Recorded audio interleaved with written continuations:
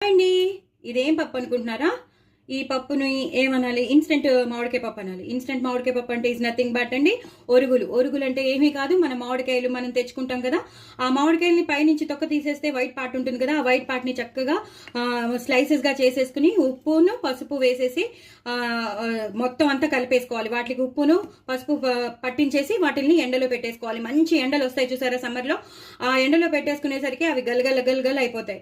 అవి మనం ఎప్పుడంటే ఏడాది పొడుగును ఎప్పుడైనా వాడుకోవచ్చు అనమాట. ఇలా ఇప్పుడు 3-4 మంత్స్ అయిపోయేవి. ఆ 3-4 మంత్స్ అయిపోయాక కూడా అదే పులుపు ఉంటుంది, టేస్ట్ మాత్రం అదిరిపోతుంది. చక్కగా మనం మాగాయ పప్పు అలా చేసుకుంటాం చూసారా, అలాగే ఉంటుంది.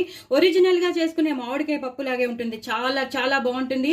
పిల్లలైతే చెప్పక్కర్లేదు, అంత బాగా ఇష్టంగా తింటారు. చిన్నపిల్లలైతే ఎక్కువ నెయ్యి వేసి పెట్టండి, చక్కగా అప్పడాలు వడియాలు చల్లమిరపకాయలు నంచుకుని తినండి, అదిరిపోతుంది. పప్పు మాత్రం సూపర్ టేస్టీ, పుల్లగా ఉండే ఇన్స్టెంట్ గా చేసుకునే ఒరుగులతో మామిడికాయ పప్పు. నా ఛానల్ ని మాత్రం సబ్స్క్రైబ్ చేసుకోవడం అస్సలు మర్చిపోద్దు. కామెంట్ బాక్స్ లో పెట్టండి చాలా టేస్టీ అయిన మామిడికాయ పప్పు ఒరుగులతో. బాయ్ అండి.